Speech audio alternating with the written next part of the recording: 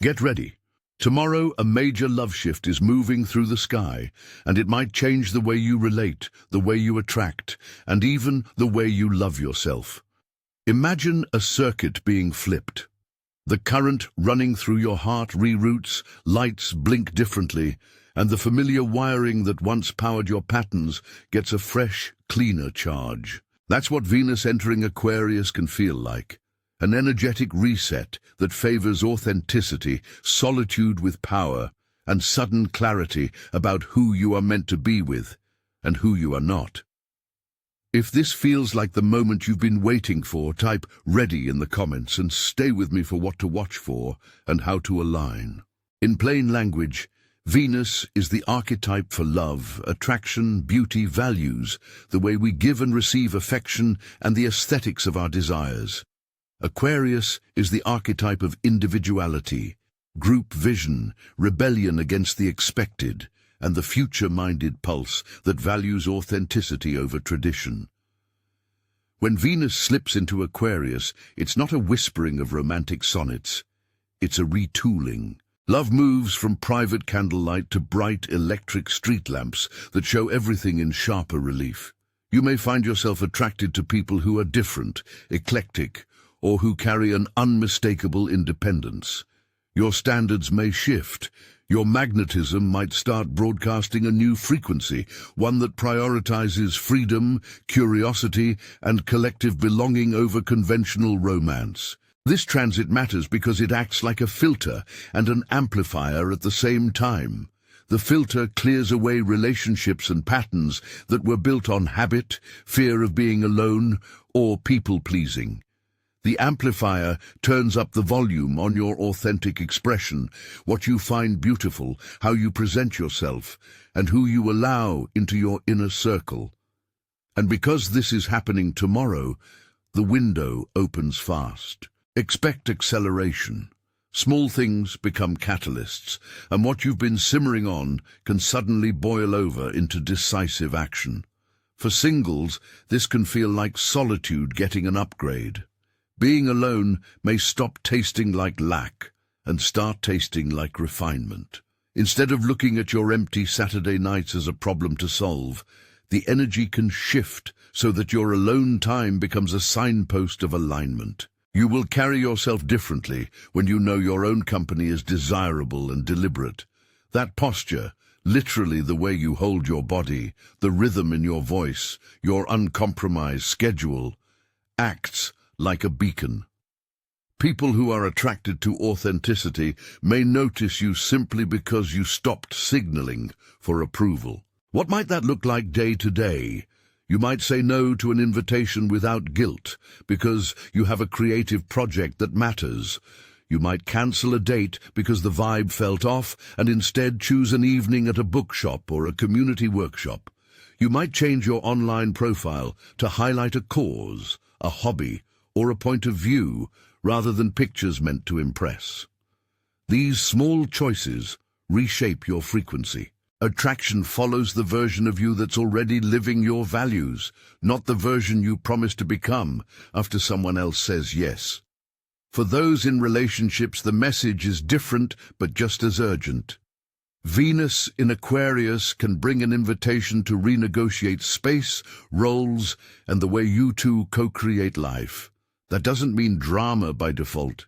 It means clarity. Many couples might find themselves asking hard but honest questions. Are we growing in parallel or tangling in ways that limit growth? Do we have the freedom to be evolving individuals while still moving forward together?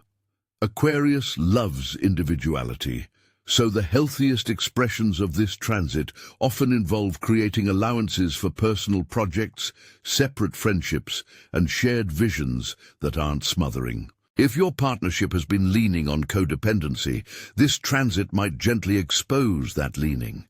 You may feel a pull to set boundaries you've been avoiding. Set boundaries with curiosity and invitation, not accusation. Share what you need to feel seen and ask what your partner needs. Try. I've noticed I need more time on my own for my work and creativity. Can we find a way to shift our weekends so I can have that time and we still get quality time together? framing requests as experiments, small changes to test, reduces defensiveness, and opens room for mutual reinvention. And then there's speed. Venus in Aquarius often operates like an electric pulse, quick meetings, quick realizations, fast closures. Expect lightning entrances and abrupt exits. Someone might appear in a group chat, in a workshop, or at a meetup, and in one conversation you feel something electric. Conversely, patterns that were limping along may simply stop. A text thread goes silent. A plan evaporates. These moments feel dramatic because Aquarius doesn't tolerate inauthentic glue. Think of it as energetic triage. Sudden arrivals are often highly aligned sparks. Sudden endings are often clearing signals so new wiring can be installed. Let me paint that with a few short scenes so you can recognize the pattern when it comes. A vignette. Lena, who had been scrolling endlessly through profiles out of boredom, decided to spend an evening volunteering at a local creative co-op. She didn't go to find someone. She went to paint and meet artists. At the end of the night, someone commented on the way she defended an unusual color choice. That offhand compliment opened an hour-long conversation about dream projects and protest art initiatives. A week later, they were planning a collaboration. What changed? Lena stopped performing and started participating. Her frequency shifted from seeking approval to offering value. Another vignette. Marcus and Jonah had been stuck in the "we're fine" loop for months. Under this transit, Marcus felt drawn to ask for a different rhythm. 1 weeknight a month for solo projects, 1 weekend a month for friend time without expectation. Jonah panicked at first. Was that a sign of exiting? But the request was gentle and framed as a test. 3 months, then we reassess. The space led to creativity, a rekindling of curiosity, and a partnership that felt less like an ownership contract and more like 2 parallel voyages. A third vignette. Priya had a long-term connection that kept circling back to the same arguments. One morning the argument pattern simply dissolved. The text stopped, the mutual apologies dried up. At first she mourned. Then she noticed she had more headspace and a brighter calendar for things that mattered to her. The ending was sudden and painful, but it cleared room for a different kind of love, deeper friendships, community projects, and an eventual relationship built on shared ideals rather than convenience. Notice the through line. Speed doesn't equal doom. It functions as a clarifying force. Lightning arrivals often carry a distinct kind of alignment. Abrupt exits are not proof you failed. They are filtration. Treat them as signal, not shame. Now let's reframe manifestation in this electric season. If you've been taught manifestation as a list of things to ask the universe for, consider a pivot. Embodiment over petition. Frequency beats petitions. That means you don't just tell the universe you want respect, creativity, or a partner who supports your work. You become someone who radiates those qualities in the small, consistent ways that matter. The change is not in a single dramatic ritual, it's in daily identity rehearsals. You align your outer life to match the inner stance. To make this practical, I'll walk you through 3 exercises you can use starting tomorrow. Each is designed to be something you can practice for several days to lock in a new frequency. These are not magic spells. They are embodied experiments that help you live like the person who attracts the life you want. Exercise 1. Identity rehearsal. Approximately 10-14 minutes daily. Repeat for 7 days. Begin by naming the qualities you want to embody in relationships. Choose 3. It could be autonomy, curiosity, gentle honesty, or creative courage. Write them down as present tense statements. I am autonomous in my choices. I bring curiosity into my connections. I speak with gentle honesty. Each morning, stand in front of a mirror for 5 minutes. Look at your eyes. Breathe steadily and say each statement aloud 3 times. As you say them, imagine small, believable actions that fit those statements. Declining an invitation calmly, asking a partner for creative time, stepping into a community event alone. Then, for the next 5 minutes, rehearse one small action you can take that day which aligns with those statements. Maybe it's texting a friend to schedule a creative meetup, or blocking 2 hours for your project and informing your partner. Close the practice by anchoring the feeling. Press your hand to your heart and notice the warmth. Over the week, track which small actions shift your days. This practice rewires not by forcing outcomes, but by rewiring your posture and choices, so attracting aligned people becomes more likely. Exercise 2, boundary audit and language workshop, approx 20-30 minutes. Repeat as needed. Boundaries are the scaffolding of healthy attraction in this transit. Start by listing situations that have left you resentful, exhausted, or beholden. 3 to 5 instances. For each, write down the boundary you wish had been in place. Time limits, topics off limits, personal project time, expectations around communication. Then transform each boundary into a short, neutral, non-accusatory script that you might use in real life. Keep it brief and framed as a request or experiment. I need 1 night each week for my creative work. Can we try that for a month? When plans change, please tell me as soon as you know. Practice these lines aloud until they feel natural, not like confrontations, but like invitations. Next, identify one relationship where you will pilot one new boundary this week. Choose the mildest boundary to begin with, set a time to introduce it, and hold to it for a week as a test. Track how people respond. Often, respecting your own limits draws clearer, healthier responses. If someone resists, ask clarifying questions. Can you tell me what feels hard about this? The goal is not to demand perfection, but to normalize honest negotiation and mutual respect. Exercise 3. Community and contribution audit. Approx 30 to 45 minutes. Ongoing. Aquarius favors the collective. Where you belong matters. Make a list of the communities you currently touch. Online groups, local meetups, professional circles, creative collectives, neighborhood networks. Beside each, note what you receive and what you contribute. Are you showing up to receive only, or do you bring value? Identify one community that energizes you and one that drains you. Commit to shifting your engagement. For the energizing community, plan and contribute something small this week. A short talk, a project idea, or organizing a micro-event. For the draining community, reduce your presence and redirect that time into the community that fills you up. Additionally, create a 3-month contribution plan, 1 collaborative project, 1 mentorship or support offering, and 1 public-facing piece, a post, an event, or a workshop that aligns with your values. This practice helps you vibrate in groups that match your frequency and attracts relationships that honor what you care about. Now, a guided visualization to help you embody the frequency this transit encourages. Close your eyes if you can, and imagine a field of light at dawn.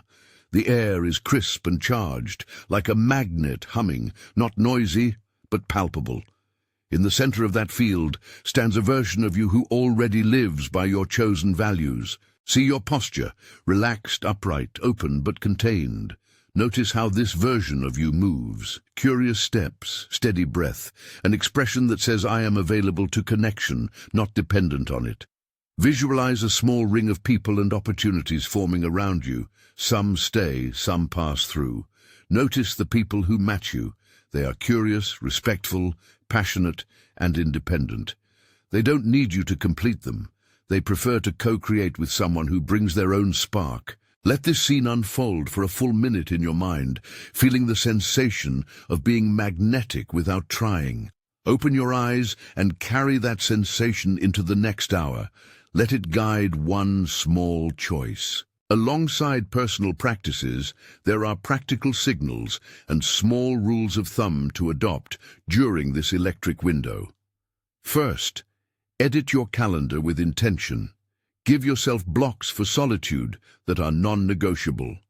Those blocks are not selfish. They are the architecture of your future magnetism. Second, refine your language. Replace "I need someone to" with "I choose someone who." The shift from lack to selection is subtle, but powerful. Third, practice curiosity over judgment in conversations. Ask one good open question instead of making a declaration. These habits tune your energy from grasping to gathering. If you're watching and thinking, "What about the fear? What if a sudden ending ruins everything?" That's valid. Fear will visit. The difference this transit invites is not the absence of fear, but the presence of stronger boundaries and clearer commitment to self. Endings will hurt, but they also clear space. Consider building a small post-cleanse routine. 3 days of reflective journaling, 1 afternoon of movement, walk, dance or run, and 1 evening spent reconnecting with a close friend or community. These rituals are not meant to erase pain. They are tools to move through it with dignity and clarity. On a larger scale, Venus in Aquarius nudges culture toward new models of relating. We'll likely see more people creating relationship frameworks that prioritize autonomy, chosen families, non-traditional co-parenting models, collaborative households organized around projects, networks of creatives who date within the circle but also support each other's independence. This is not a single blueprint for everyone. Think of it as a buffet of possibilities. The collective shift favors communities where values are explicit, where consent and curiosity guide commitments, and where being alone is not a societal failure, but an attractive stance. Here are a few quick micro-guidelines to keep in your pocket as the transit unfolds. Be honest sooner rather than later. Assume good faith, but verify alignment. Choose experiments over ultimatums. Treat endings like deleted programs, making room for new software. These little heuristics will save you time and emotional energy. Before I close, a gentle but vivid image to take with you. Imagine love arriving not as a thunderstorm that floods everything indiscriminately, but as an electrical grid upgrade. Some old wires will spark and need replacing. Some fixtures will be rewired to illuminate wider spaces. The light you end up with might be cooler, sharper, and designed to show textures you didn't notice before. That light favors people and systems that can breathe and innovate. Prepare to be rewired. Tomorrow's shift is an invitation, not a prophecy. It can catalyze change that rewires how you love, moving you from scarcity to selection, from clinging to magnetism, from quiet desperation to confident solitude that attracts.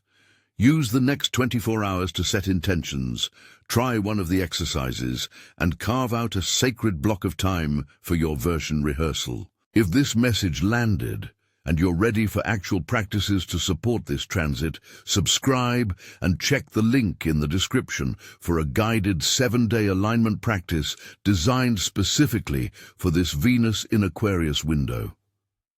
It will walk you through a daily sequence of identity rehearsals, boundary experiments, and community work, so you can embody the frequency this transit favors. Tomorrow opens fast.